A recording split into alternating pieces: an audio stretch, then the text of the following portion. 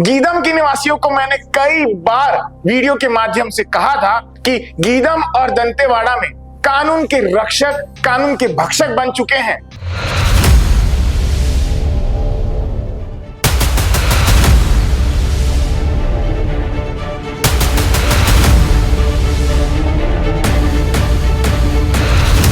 पहले इस audio clip को सुनिए जो इस भ्रष्ट टीआई का पोल खोल रहा है। ये ऑडियो।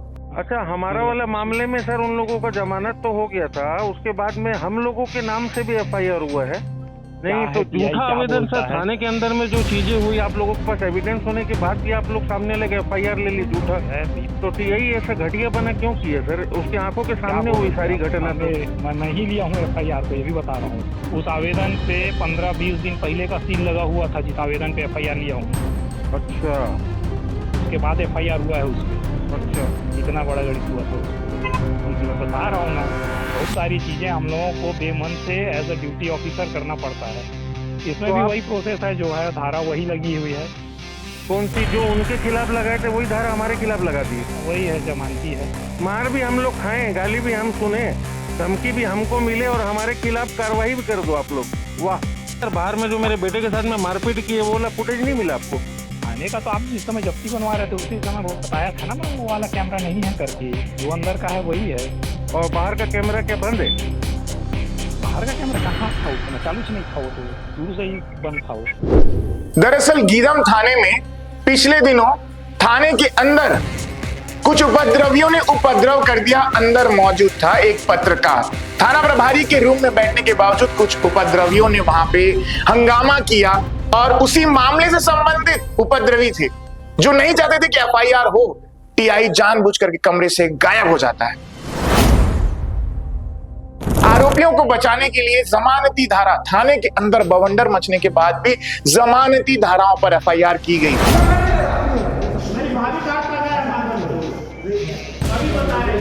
20 दिन पहले यानी कि बैक डेट में जिस दिन एफआईआर हुई 8 मार्च की डेट, पीड़ितों के खिलाफ भी एफआईआर कर दी गई। डीएम सोनी, उनके पुत्र और मोनिका, जो लोग एफआईआर करवाने गए थे, उन्हीं के खिलाफ जानबूझ करके इस मामले को दबाने के लिए साजिश के तहत उन्हीं के खिलाफ एफआईआर कर दी गई। और पुलिस अधिकारी कह रहे हैं कि टीआई का दबाव था। बताइए, जिस थाने के अंदर बवंडर होता है, जिस थाने के बाहर भी बवंडर होता है, जानबूझ करके सीसीटीवी फुटेज को गायब कर दिया जाता है। बाहर के सीसीटीवी फुटेज को डीएम सोनी के पुत्र के साथ किस तरह से वहां मारपीट की गई, इसे भी आप देखिए। थाना के अंदर मनीष सुराना, शीतल सुराना, उसका भाई बब्बू सुराना, गौरव, लड़के कुछ और 5-6 लोग आके मेरे को मोबाइल छीट फाट किए, मेरा गर्दन यहाँ से पकड़े कॉलर और मेरे को मुक्का मारा बब्बू सुराना। और तो और पीड़िता मोनिका ने यह भी कह दिया, लिखित तौर पर वरिष्ठ अधिकारियों को लेटर दे दिया कि मुझे गीदम थाने पर बिल्कुल भरोसा नहीं है। ये और एक बड़ा खुलासा कर रहा हूं इसी मामले में। सीएसपी कार्यालय से बकायदा बयान टाइप होके जाता है। ये भी आप देखिए, इसका सीसीटीवी फुटेज देखिए। और गीदम के ही एक ज्वेलरी दुकान में जाता है और पुलिस वाले घूमते हैं कि कैसे भी रोहित सोनी के खिलाफ कथन लिया गया, जो बयान लिया गया, उसे फर्जी तरीके से साइन कराने के लिए पुलिस पूरे गीदम में घूमते रही।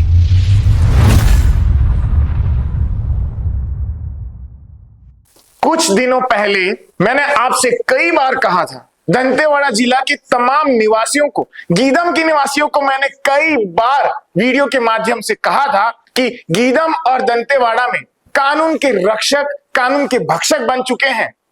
गीदम में थानेदार विजय पटेल, टीआई विजय पटेल, कानून के रक्षक की जगह कानून के भक्षक बन चुके हैं। और उनकी कार्यशैली के चलते कानून को तार तार कर दिया जा रहा है। यही कानून के रखवाले कानून को पैरों तले दबा रहे हैं, रौंद रहे हैं। अब बाकी सब बाद में, पहले इस ऑडियो क्लिप को सुनिए जो इस भ्रष्ट टीआई का पोल खोल रहा है। ये ऑडियो और उसी के विभाग का, मतलब पुलिस विभाग का एक अधिकारी टीआई विजय पटेल की पोल खोलता हुआ नजर आ रहा है। सुनिए इसको पहले। अच्छा, हमारा वाला मामले में सर उन लोगों का जमानत तो हो गया था, उसके बाद में हम लोगों के नाम से भी एफआईआर हुआ है। हाँ, एक हुआ है। तो ये तो बात कभी बताई नहीं आप लोग। अरे अब क्या बताऊँ वो। और टीआई नाम तो बोल रहा रहा था है कि मैं तो TI। खाली आवेदन लिया था बस। और उस पर तो कोई कार्रवाई नहीं किए हूँ करके झूठ और जान तो आप भी सब चीज रहे हो। नहीं क्या तो है टीआई झूठा क्या आवेदन बोलता सर है? थाने के अंदर में जो चीजें हुई आप लोगों के पास एविडेंस होने के बाद भी आप लोग सामने लगे एफआईआर ले ली झूठा। अरे बिना टीआई के उसके कोई आवेदन कोई एफआईआर थाने में होता नहीं है ना। यही सब चीजों की वजह से टीआई बदला गया है। तो टीआई ऐसा घटिया बना क्यों किया सर? उसके आंखों के क्या सामने हुई बोलोगे सारी अब? घटना अब तो। मैं ही लिया हूँ एफआईआर को, ये भी बता रहा हूँ। अब मेरी जो ड्यूटी है ना भाई, मेरा डीओएनओ लगेगा तो सर पुलिस अगर अगर झूठा एफआईआर लेगी तो पुलिस के ऊपर चीजें नहीं आएगी कल के दिन? नहीं झूठ है, एफआईआर नहीं है। वो आवेदन सीसीटीवी भी टीआई फुटेज लिया है, था, आपको बता देता हूँ। सीसीटीवी वो फुटेज वगैरह आवेदन सब पे साक्ष्य है, पुलिस उस वाले आप लोग आवेदन साक्ष्य पे थे। उस आवेदन पे 15-20 दिन पहले का सील लगा हुआ था, जिस आवेदन पे एफआईआर लिया हूँ मैं।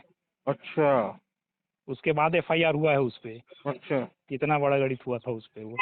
मैं बता रहा हूँ ना, बहुत सारी चीजें हम लोगों को बेमन से एज अ ड्यूटी ऑफिसर करना पड़ता है।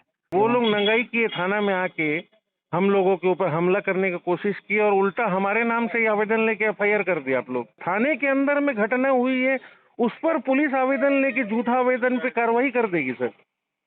राम राम राम राम। नहीं नहीं, बात उसकी नहीं है, एफआईआर लेने नहीं की नहीं है। देखिए मैं भी वहाँ अधीनस्थ ऑफिसर ही हूँ।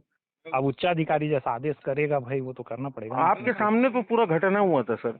मैं तो जान रहा हूँ ना क्या चीज छिपा है, आपसे छिपा है, मेरे से छिपा है। वो कोर्ट में घसीटेंगे, झूठा एफआईआर लिखने के नाम से घसीटेंगे। और फुटेज में पूरा जो बाहर का फुटेज वगैरह आप लोगों को मिला कि उसको भी गायब कर दिए? बाहर का फुटेज कहाँ? हाँ अंदर ही का तो है उसमें। बाहर का था ना सर, बाहर में जो मेरे बेटे के साथ में मारपीट की है वो वाला फुटेज नहीं मिला आपको? नहीं आप दिए हैं वो है मेरे पास। मेरा वाला नहीं सर, थाने की बात कर रहा हूँ मैं तो। आने का तो आप जिस समय जब्ती बनवा रहे थे उसी समय बताया था ना मैं, वो वाला कैमरा नहीं है करके, जो अंदर का है वही है। और बाहर का कैमरा क्या बंद है? बाहर का कैमरा कहाँ था उस समय? चालू नहीं था वो, तो शुरू से ही बंद था वो। अच्छा, अभी भी बंद है क्या? अभी बना है वो। अभी लगभग 1.5-2 महीना हुआ है।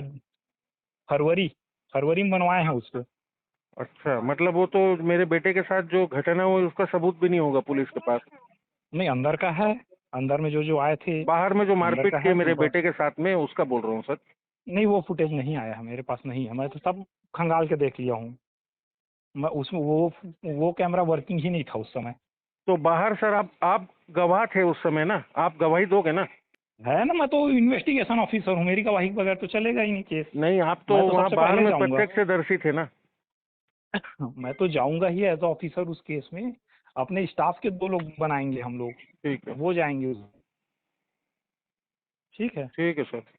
अब बाकी ये है कि धोखे में रखा गया हम लोगों को। नहीं ये बताने लायक, देखूंगा आप भी उस समय बताता तो गलत होता है ना। क्यों गलत होता है सर? बताया हम ना। लोग कम से कम जो है कार्रवाई का मांग करते। अभी अभी मैं क्या करूंगा कि अब ये बवाल वाला बात हो गया। झूठा एफआईआर आप लोग लिए हो तो अब मैं गृह मंत्री के पास जाऊंगा सारा सबूत लेके। क्या बोलेंगे? हाँ, ये ना एकदम पर्सनल खुन्नस वाला मैटर हो गया था। गलत हुआ सर, हमारा गलत हो गलती गया तो था था। नहीं ना। अरे मेरे को खुद भी लेते समय ठीक नहीं लग रहा था, लेकिन क्या करूँ यार, ड्यूटी नहीं नहीं ऑफिसर, मेरे सर, को मतलब लेना नहीं, पड़ा। मतलब हैरानी की बात यह है कि झूठा मामला थाने के अंदर में मामला होने के बाद उसको झूठा मामला बना के हम लोगों के खिलाफ अगर पुलिस ने लिया है तो इससे मंशा साफ साफ पता चलती है आप लोगों की कार्रवाई। इसका मतलब जो मोनिका सोनी लिख के दी थी कि मेरे को गीदम पुलिस के ऊपर भरोसा नहीं है, सही थी मतलब वो तो।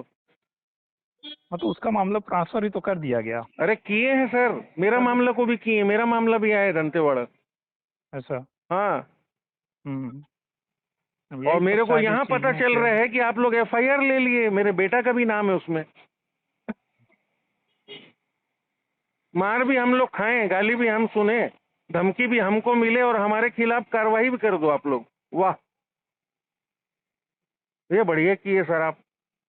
और फिर आवेदन भी वो उसी दिन का लेके आया था, उस पे लिया है, उसी और टाइम उस पे दिन ही का तो पूरा लिखवाया है फुटेज वो। है ना सर, रात के हम लोग वही 3 लगाया बजे है वहां वो। से निकले हैं। तो वही तो बोल रहा हूँ, वो भी इतना का विषय है। रात के 3 बजे हम लोग निकले हैं वहां से एफआईआर दर्ज करने के बाद। नहीं आप भी समझ रहे हो उस पे वो एफआईआर क्यों हुआ है, क्या नहीं है, नहीं नहीं, कैसा वो है किसी का भी दबाव बनता, मतलब पुलिस के दबाव में काम करती है क्या सर? पुलिस का दबाव है भाई। एटलीस्ट सारे एफआईआर का फाइनल जवाबदार तो थाने का प्रभारी ही होता है। तो आपको बता देता हूं दोस्तों कि हुआ क्या था। दरअसल गीदम थाने में पिछले दिनों थाने के अंदर कुछ उपद्रवियों ने उपद्रव कर दिया। अंदर मौजूद था एक पत्रकार। आप सभी जानते हैं, आपने वीडियो देख चुका है कई बार। वो पत्रकार और पीड़िता मोनिका किसी केस के संदर्भ में थाना प्रभारी के रूम में बैठी हुई थी। थाना प्रभारी के रूम में बैठने के बावजूद कुछ उपद्रवियों ने वहां पे हंगामा किया और उसी मामले से संबंधित उपद्रवी थे जो नहीं चाहते थे कि एफआईआर हो। टीआई जानबूझकर के कमरे से गायब हो जाता है और उपद्रवी वहां आकर के उपद्रव करने लगते हैं, गाली गलौज, दुनिया भर की जान से मारने की धमकी भी दे डालते हैं। अब टीआई का साजिश वहां पे शुरू हो जाता है। वही टीआई विजय पटेल पूरे मामले को किसी भी तरह दबाने की कोशिश करता है। आप कई बार इस वीडियो को देख चुके हैं। अब इस बात को सुनिए, जहां पे डीएन वैष्णव जो कि वहां का एक पुलिस अधिकारी था, उन्होंने साफ साफ तौर पे कह दिया कि आप तो जान रहे हैं टीआई कैसा था। टीआई की दबाव में यह एफआईआर पीड़ितों के खिलाफ की गई है। जानबूझकर पहले आरोपियों को बचाने के लिए जमानती धारा, थाने के अंदर बवंडर मचने के बाद भी जमानती धाराओं पर एफआईआर की गई और उस मामले को खत्म करने के लिए क्या कह रहे हैं, आपने सुना अधिकारी ने कि 20 दिन पहले, यानी कि बैक डेट में, जिस दिन एफआईआर हुई 8 मार्च की डेट, पीड़ितों के खिलाफ एफआईआर कर दी गई। डीएम सोनी, उनके पुत्र और मोनिका, जो लोग एफआईआर करवाने गए थे, उन्हीं के खिलाफ जानबूझ करके इस मामले को दबाने के लिए साजिश के तहत उन्हीं के खिलाफ एफआईआर कर दी गई। और पुलिस अधिकारी कह रहे हैं कि टीआई का दबाव था। 20 दिन पहले बैक डेट में उनका आवेदन लिया गया आरोपियों का और जानबूझ करके डीएन वैष्णव के ऊपर दबाव डाला गया कि आप एफआईआर करिए।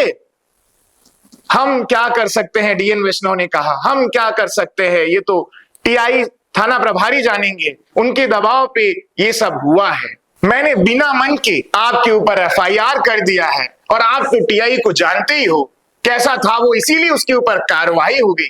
मजाक बना के रखा थाना को। और ये डीएन वैष्णव जो दुहाई दे रहे हैं कि टीआई ये टीआई वो, और बाद में कहते हैं एफआईआर तो करना पड़ता है।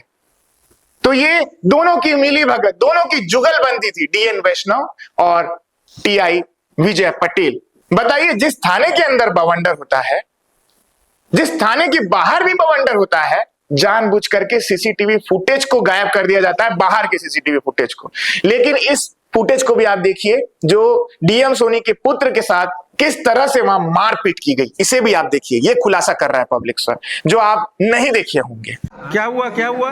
अभी थाना के अंदर मनीष सुराना, शीतल सुराना, उसका भाई बब्बू सुराना, गौरव, लड़के कुछ और 5-6 लोग आके मेरे से मोबाइल छीट पाट किए, मेरा गर्दन यहाँ से पकड़े कॉलर और मेरे को मुक्का मारा बब्बू सुराना।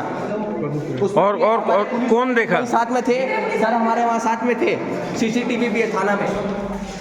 और तो और पीड़िता मोनिका ने यह भी कह दिया, लिखित तौर पर वरिष्ठ अधिकारियों को लेटर दे दिया कि मुझे गीदम थाने पर बिल्कुल भरोसा नहीं है। तो अब उसकी जांच दंतेवाड़ा में चल रही है। सोचिए ऐसे अधिकारियों पर फिर क्यों कार्रवाई नहीं हुई। ये और एक बड़ा खुलासा कर रहा हूं इसी मामले में, सीएसपी कार्यालय से उसी आवेदन के संबंध में बकायदा बयान टाइप होके जाता है। ये भी आप देखिए, इसका सीसीटीवी फुटेज देखिए।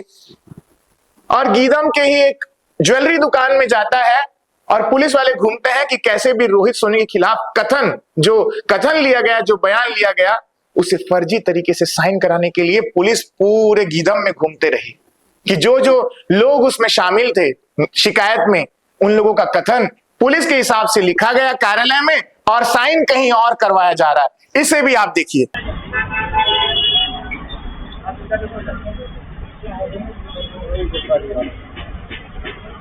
और उस समय डीएन वैष्णव, यही डीएन वैष्णव जो गीदम थाना में पदस्थ थे, उन्होंने मुझे रोका कि आप किसी भी तरह से इस लेटर को आउट मत करिए, नहीं तो हमको दिक्कत हो जाएगी।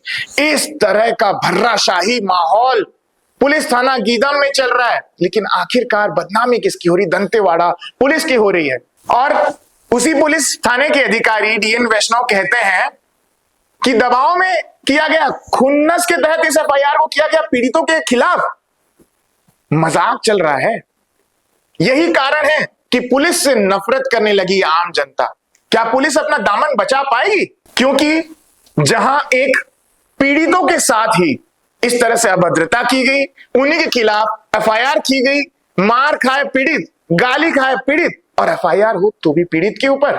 तो इसीलिए मैं पूछ रहा हूं, जिस तरह से उस थाने में पीड़ितों को दबाया गया है, क्या दंतेवाड़ा पुलिस इस विजय पटेल, टीआई विजय पटेल पर कार्रवाई करके अपना दामन बचा पाएगी, या इसी तरह भरोसा खोते हुए पुलिस नजर आएगी? मैं वरिष्ठ अधिकारियों से यह अनुरोध करूंगा कि इस मामले में, हालांकि उच्च स्तरीय जांच होगी, उच्च स्तरीय जांच होगी, यहां तक कि कोर्ट में भी यही भ्रष्ट अधिकारी लताड़े जाएंगे, मैं गारंटी से कह रहा हूं।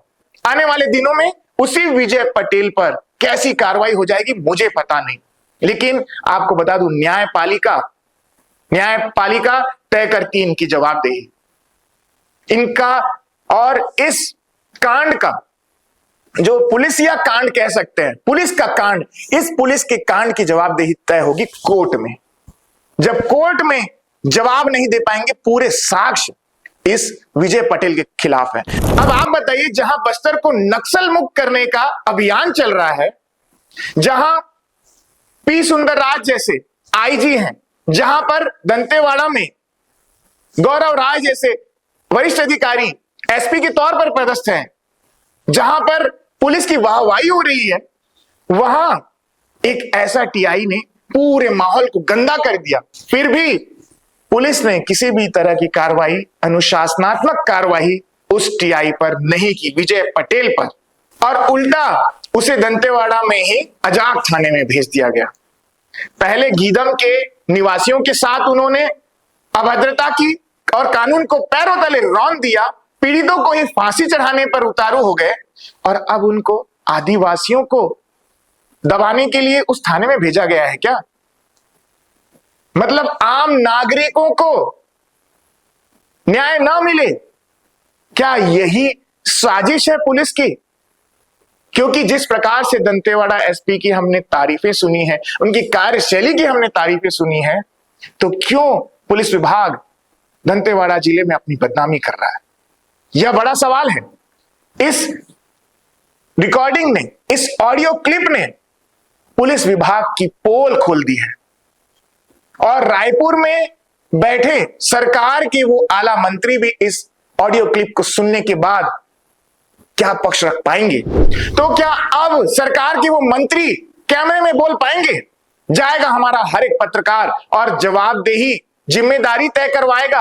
अब ये बेचारे, जिस जगह पर इस थानेदार को भेजा गया है, अजाक थाने में, बेचारे भोले भाले आदिवासी वहां पर हैं। उस जिले के अंतर्गत भोले भाले आदिवासियों को कैसे न्याय मिलेगा? अगर कोई मामला हो जाता है तो ये इसी तरह की हरकत करेंगे, पीड़ितों को जानबूझ करके फंसा देंगे। फिर से दंतेवाड़ा एसपी पर बात आने लगेगी, फिर से आईजी साहब पर बात आने लगेगी। तो आखिर दंतेवाड़ा को कौन बचाएगा? इस दलदल से कौन बाहर निकालेगा? कौन लोगों के विश्वास को जीतेगा? कि कानून पर भरोसा किस तरह से लोगों का टिक पाएगा? क्या ये सुनिश्चित करेंगे दंतेवाड़ा के एसपी गौरव राय? ये सबसे बड़ा सवाल है। जहन में सवाल तो बहुत सारे हैं, लेकिन जो आम लोगों के सवाल मैं आपको रख रहा हूं, और अधिकारियों को रख रहा हूं, मंत्रियों को रख रहा हूं, अगर आपको अपनी नेतागिरी का दामन बचाना हो और पुलिस विभाग का दामन बचाना हो, तो मेरे एक सवाल का बस जवाब दीजिए।